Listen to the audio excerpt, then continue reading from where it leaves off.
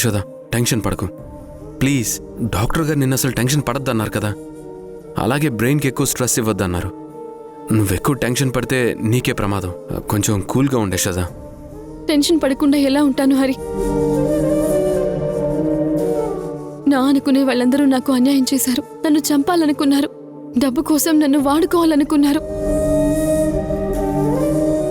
కానీ నాతో ఎలాంటి సంబంధం లేకుండా, నా నుంచి పైసా కూడా ఆశించకుండా నా వైపు నిలబడ్డారు మధుకర్ అనే వాళ్ళ ఫ్యామిలీ వాళ్ళు. నేను ఏం చేసినా సరే వాళ్ళ రుణం తీర్చుకోలేను. వాళ్ళు ప్రమాదంలో పడతారు అని తెలిసినా సరే నాకు న్యాయం జరగాలని చెప్పి నన్ను ఇంట్లోనే ఉండమని చెప్పారు. వాళ్ళు భయపడకపోగా నాకు ధైర్యం చెప్తూ వచ్చారు. అలాంటి వాళ్ళు ఇలా ఈరోజు ప్రమాదంలో పడ్డారు. నా వల్ల తప్పు చేయని వాళ్ళందరూ ఎందుకు శిక్ష అనుభవించాలి? ఆ ఊర్మిళ రాక్షసి. ఇప్పుడు ఆ ఇంట్లో ఎలాంటి పరిస్థితి ఉందో తలుచుకుంటేనే భయం వేస్తోంది. ఊర్మిళకి పాప అంటే చాలా ఇష్టం. అలాంటిది పాప అలాంటి పరిస్థితిలో ఉందని తెలిసినా కూడా పాప దగ్గరికి వెళ్లకుండా సుబ్బరాజు ఇంటికొచ్చి కూర్చుందంటే ఖచ్చితంగా సుబ్బరాజు వాడు నాకు షెల్టర్ ఇచ్చినట్టు తెలిసి ఉంటుంది.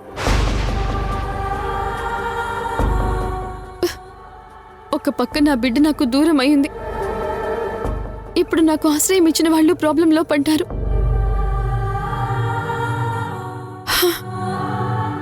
ఇప్పుడు అసలు నాకేం చేయాలో కూడా అర్థం కావడం లేదు హరి. రోజు రోజుకి ఎందుకిలా నా జీవితం ప్రశ్నార్థకంగా మారుతోంది? యశోద ప్లీజ్ ఒక 5 minutes రిలాక్స్ అవ్వు. ఈలోపు నేను ఏదో ఒక ఉపాయం ఆలోచిస్తాను. నువ్వు అనుకున్నట్లు ఆ ఇంట్లో ఏదైనా జరిగితే ఈ పాటికి ఫ్లాష్ న్యూస్లు వచ్చేవి, లేదా ఊర్మిళ నీకోసం ఆ సుబ్బరాజు వాళ్లతో ఫోన్లు చేయించేది. అదేమీ జరగలేదంటే అక్కడ నువ్వు అనుకున్నంత పెద్ద ప్రమాదం ఏమీ లేదనిపిస్తుంది. ప్లీజ్ నువ్వు కొంచెం సేపు ప్రశాంతంగా ఉండు.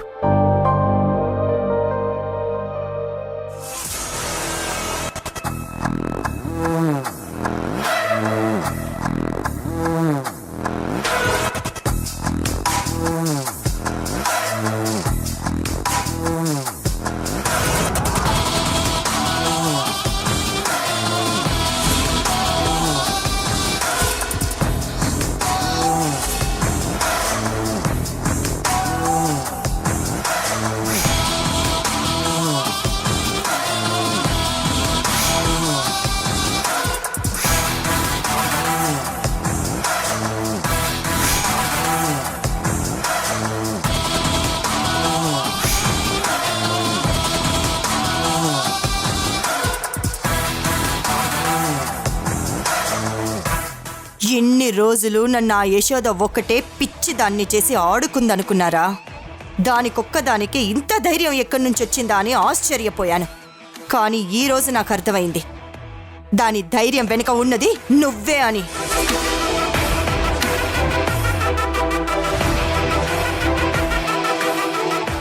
నువ్వు నీ కుటుంబం అంతా దానితో కలిసి నన్ను చంపడానికి స్కెచ్ చేశారు కదరా? లేదు మేడం, లేదు, మేమెప్పుడూ అలా అనుకోలేదు. మరేమనుకున్నావురా? నన్ను పోలీసులకి పట్టిద్దాం, శిక్ష పడేలా చేద్దాం, దాన్ని పెళ్లి చేసుకొని 100 కోట్ల ఆస్తి నొక్కేద్దాం అనుకున్నారు కదా? అంతేనా? మీ గురించి తెలుసు కూడా మేం మీకు వ్యతిరేకంగా ఇదంతా చేస్తామని చెప్పేసి ఎలా అనుకుంటున్నారు మేడం? మీరు మా గురించి పొరపాటు పడుతున్నారు. నువ్వు మహానటివని నాకు తెలిసే నా ముందు నటించకు. ఆ యశోద ఎవరో మీకు తెలుసు. నేను వెతికే యశోదని మీ ఇంట్లో పెట్టుకొని ఇన్నాళ్ళు నాతో ఆడుకుంటారా? రే సుబ్బరాజ్, నేను నీకేం చెప్పానురా? నువ్వు నమ్మకంగా పని చేసినన్ని రోజులు నిన్ను నా కొడుగ్గా చూసుకుంటానని చెప్పానా? నువ్వు గాని నాకు నమ్మక ద్రోహం చేస్తే నీతో పాటు నీ ఫ్యామిలీ మొత్తాన్ని చంపేస్తానని నీకు ఇదివరకే వార్నింగ్ కూడా ఇచ్చాను. గుర్తుందా? గుర్తుంది మేడం. మరి యశోద ఇక్కడ ఉందేమో అని నేను ఇదివరకు ఒకసారి వచ్చి మొత్తం వెతికి వెళ్ళాను కదా, అది నీకు గుర్తుందా? గుర్తుంది మేడం. నేను ఎన్నిసార్లు నీకు వార్నింగ్ ఇచ్చినా భయపడకుండా దానితో కలిసి ఇంతలా ప్లాన్ చేశారు అంటే ఒకటి, మీకు బ్రతుకు మీద ఆశ లేకుండా ఉండాలి, లేదా మీరందరూ కలిసి నన్ను చంపేయాలనే నిర్ణయానికైనా వచ్చుండాలి. ఇంత దూరం వచ్చాక మీరందరూ బ్రతుకుంటే నాకు బ్యాడ్ నేమ్ వస్తుంది.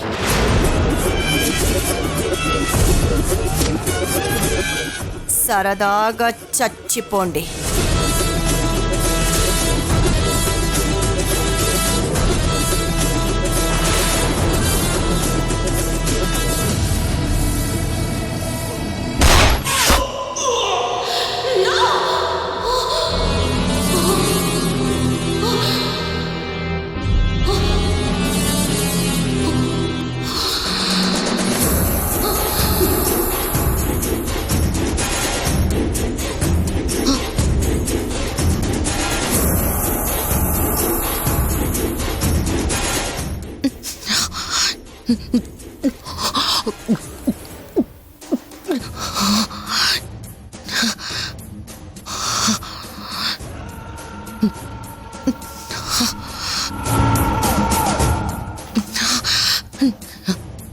ఊర్మిళ అంటే సుబ్బరాజు ఎందుకు ఇలా భయపడుతున్నాడో నాకిప్పుడు అర్థమవుతుంది. చావును తీసుకొచ్చి ఇంట్లో పెట్టుకున్నట్టే ఉంది. ఏమైంది దేవకి? ఈ టైంలో కిచెన్లో ఉన్నావు? ఒరే అన్నయ్య, ఊర్మిళకి నిజం తెలిసినట్టు నాకు పీడకలొచ్చింది. ఆ కలలో ఊర్మిళ మనందర్నీ చంపేసింది. ఒక్క క్షణం అది నేను నిజం అనుకున్నానురా. ఊపిరాడలేదు తెలుసా? ఆవిని చూస్తున్నంతసేపు కళ్ళ ముందు యముడు నిలబడినట్టే ఉంది. దేవకి, 10 నిమిషాల క్రితం యశోద నా ఫోన్ లిఫ్ట్ చేసింది. ఏమంది? ఎక్కడుందంట? ఒకవేళ ఆ హరిగాడిని యశోద పెళ్లి చేసుకుందా? అదేం లేదు దేవకి. యశోద హరివిఠల్ మన ఇంటికి వచ్చారంట. ఇంట్లోకి వస్తూ ఉంటే ఇంటి బయట ఊర్మిళ మేడం కారు కనిపించి ఊర్మిళ మేడం ఇంట్లోనే ఉంది అని వెనక్కి తిరిగి వెళ్ళిపోయారంట. అమ్మయ్యా, వాడినైతే పెళ్లి చేసుకోలేదు కదా? చేసుకోలేదు దేవకి. ఇంకేం చెప్పింది? ఊర్మిళ మేడం ఎందుకు వచ్చింది, మిమ్మల్ని ఏమైనా అనిందా, మిమ్మల్ని ఏమీ చేయలేదు కదా అని కంగారు పడుతూ మీరందరూ బానే ఉన్నారు కదా అని పదే అడిగింది. మరి నువ్వేం చెప్పావురా? ఎవరికీ ఏ ప్రమాదం లేదని మాత్రమే చెప్పాను. ఊర్మిళ మేడం ఉన్నంతసేపు మనం చాలా జాగ్రత్తగా ఉండాలి దేవకి. మేడం ఎప్పుడు ఎక్కడి నుంచి వింటుందో తెలియదు. అందుకే నేను ఊర్మిళ మేడం ఉందని చెప్పి తర్వాత మాట్లాడతానని ఫోన్ కట్ చేస్తాను. ఇప్పుడు మనం ఏం చెయ్యాలిరా? ఈవిని మనం వెళ్ళిపోమని చెప్తే చాలా చండాలంగా ఉంటుంది. పైగా మన మీద అనుమానం వస్తుంది. ఎక్కడ ఎవరు నోరు జారుతారో అని చెప్పి భయంతో చస్తున్నాను. నిక్కీ కూడా అత్తయ్య ఎక్కడుంది ఇంకా రాలేదు అనగానే నాకు చాలా భయం వేసింది. యశోద అని పేరెత్తలేదు కాబట్టి మనం అందరం ఇంకా బతికున్నాం. అదే పొరపాటున యశోదత్త నన్నుంటే మన పరిస్థితి ఏమేదో ఒక్కసారి ఊహించుకో.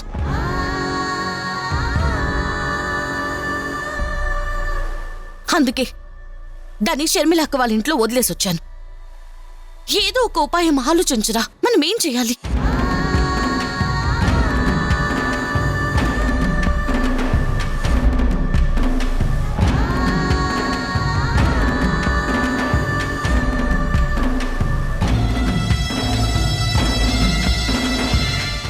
ఏం చేయాలో ఎలా చేయాలో నాకు అర్థం కావట్లేదు దేవకి. ఏం అర్థం కావడం లేదురా సుబ్బరాజ్?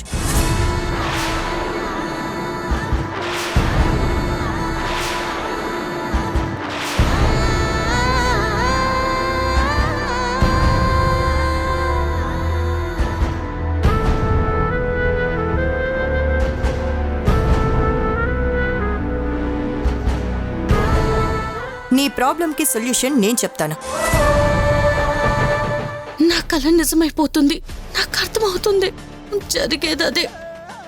మీ సమస్యకు పరిష్కారం నేను చూస్తానులే కానీ సుబ్బరాజ్, రివాల్వర్ దాచిపెట్టమని నీకిచ్చాను కదరా, అది తీసుకొనిరా.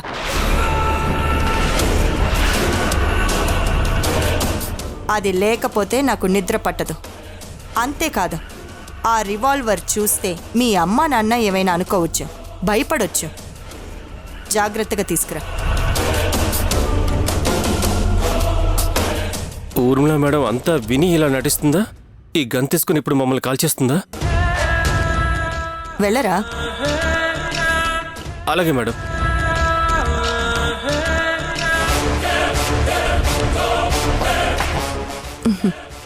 ఏమైంది దేవకి?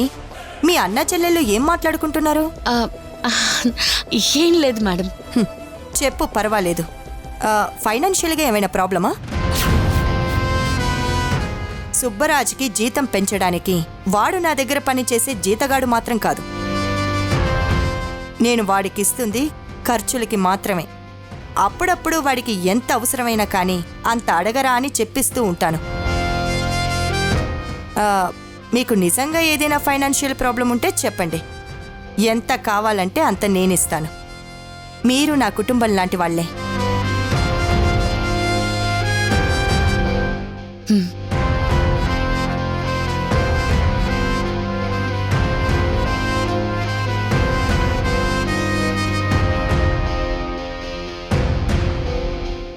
ఏంట్రా కొత్తగా నీ చేతులు వణుకుతున్నాయి?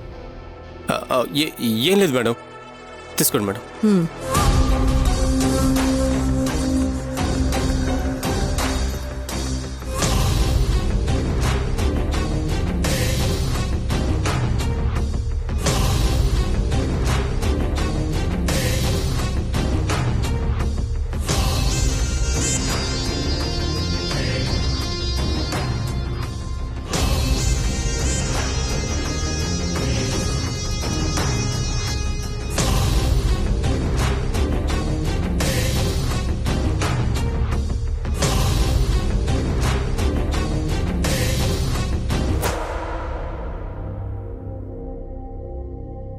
యశోదమ్మా, దేవుడు కష్టాలని కన్నీళ్లని భరించగలిగే వాళ్ళకే ఎక్కువ పెడుతూ ఉంటాడమ్మా. ఇన్ని కష్టాలు పెట్టిన ఆ దేవుడు తొందరలోనే నీకు పట్టలేనంత సంతోషాన్ని కూడా ఇస్తాడు తల్లి.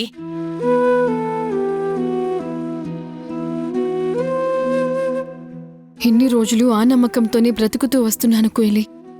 కానీ రాను రాను ఆ నమ్మకం పోతుంది. ఒకవేళ నా బిడ్డ నాకు దక్కదేమో అనే భయమే నాలో ఎక్కువ అవుతుంది. ఆ ఊర్మిళని న్యాయస్థానాలు ఏమీ చేయలేకపోతున్నాయి, చట్టాలు ఏమీ చేయలేకపోతున్నాయి. ఇక ఆ ఊర్మిళ నుండి నా పాపని నేను ఎలా రక్షించుకోవాలి? నా జీవితం మీద పడిన మచ్చ ఎలా తొలగించుకోవాలి? నా బిడ్డకి తండ్రి ఎవరు అని ఎలా తెలుసుకోవాలి? ఇన్ని చిక్కుముడుల మధ్యలో పద్మవ్యూహంలో ఇరుక్కుపోయిన అభిమన్యుడిలాగా నేనైపోతానేమోనని నాకు భయమేస్తోంది.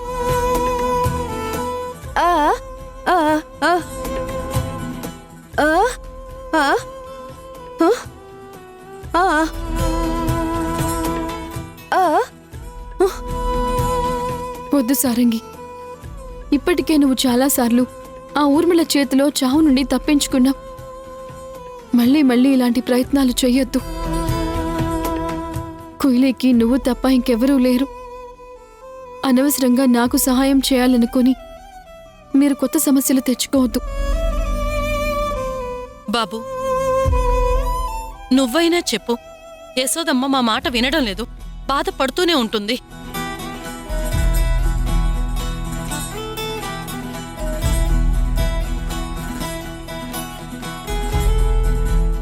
యశోద, పద మన ఇంటికి వెళ్దాం.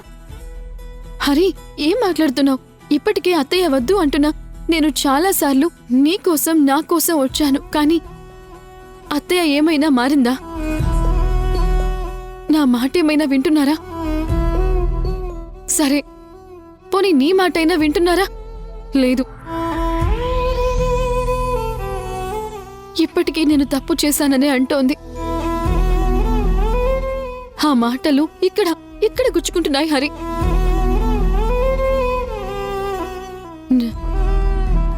నా వల్ల నీకు మీ అమ్మకి మధ్య దూరం పెరుగుతోంది. ప్లీజ్ దయచేసి నా మాట విను.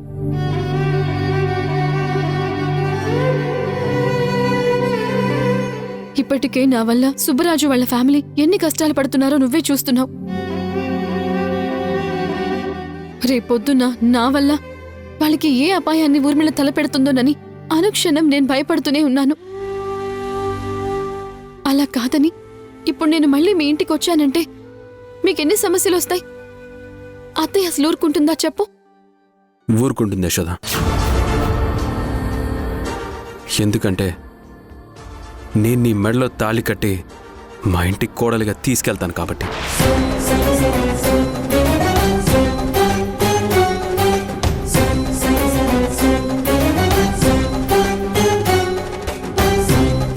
అవును యశోద, ఇప్పటి వరకు నువ్వు మా ఇంట్లో అడుగుపెట్టిన ప్రతిసారి నా స్నేహితురాలుగా ఆ ఇంట్లోకి అడుగుపెట్టావు.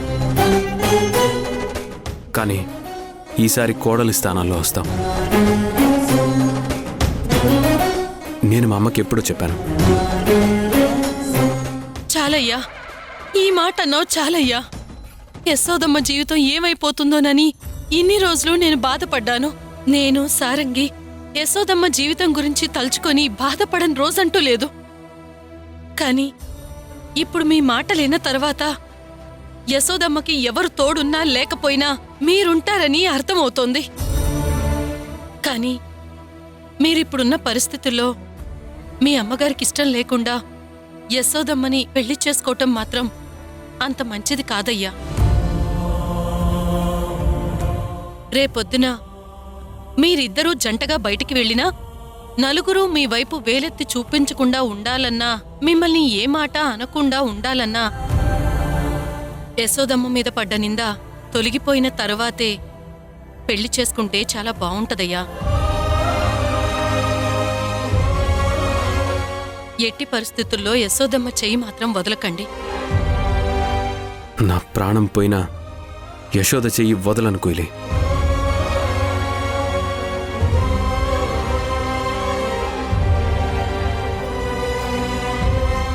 యశోద, ఎప్పుడైనా సరే నీ మనసులో నా మీద ప్రేమ పుట్టినా, లేదంటే నన్ను పెళ్లి చేసుకోవాలనిపించినా ఒక్క మాట నీ నోటితో చెప్పు యశోద. మరుక్షణమే నీ మెడలో తాళి కడతాను.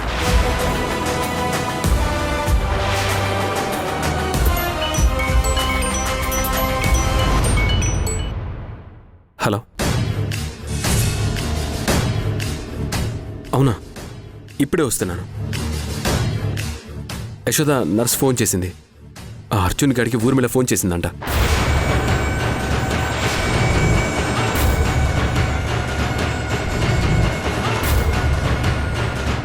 అలాగే నీతో పాటు నేను వస్తాను పద. రా.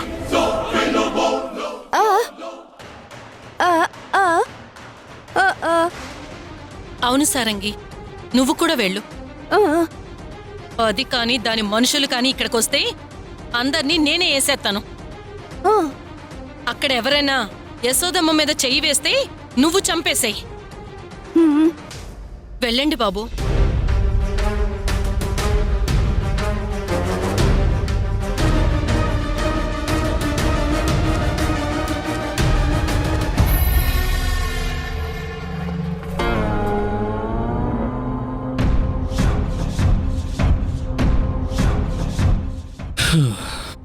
ఇక్కడి నుంచి తప్పించుకోవడానికి అవటం లేదు. అలాగని యశోద మెడలో తాళి కట్టడానికి కూడా అవటం లేదు. అసలు బయట ప్రపంచంలో ఏం జరుగుతుందో కూడా ఏమీ తెలియటం లేదు. నేను వెనక ముందు ఆలోచిస్తూ ఇక్కడ ఇలాగే జీవోత్సవంలో ఉండిపోతే ఉపయోగమే లేదు. ఎలాగైనా ఈసారి యశోద వచ్చినప్పుడు తన మెడలో తాళి కట్టేయాలి. చెప్తా.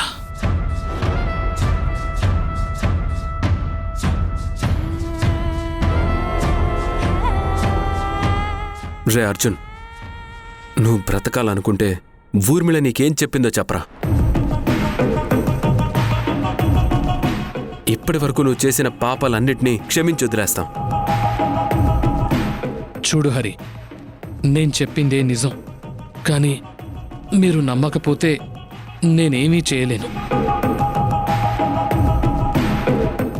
అన్నిటికంటే ముఖ్యంగా ముందు నాకు బతకాలనుంది. దయచేసి నన్ను ఇక నుంచి తీసుకెళ్ళండి.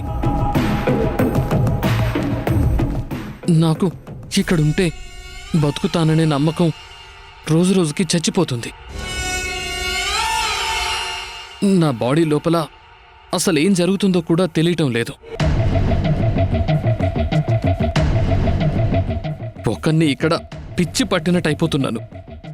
ప్లీజ్, మీకు దండం పెడతాను, నన్ను బతికించండి ప్లీజ్.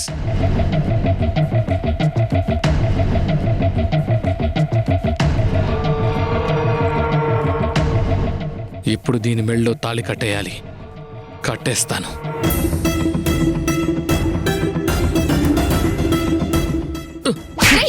యశోదా! యశోదా! యశోదా! రే, నువ్వు నిజాలు చెప్పేస్తే వెంటనే నిన్ను మంచి హాస్పిటల్కి తీసుకువెళ్ళి నీకు ట్రీట్మెంట్ ఇప్పిస్తాము. బ్రతకడం చచ్చిపోవడం ఏదైనా రెండు నీ చేతుల్లోనే ఉంది. చెప్పురా, చెప్పు, చెప్పురా. నీకే చెప్పేది. ఆ ఊర్మిళ ఏం చెప్పింది చెప్తావా లేదా? నిన్నే అడిగేది. చెప్పురా, చెప్పురా. రే, వదులు. వదలరా, వదులు. హరి, హరి, వదులు. వదులు అర్జున్, వదులు. వదులు.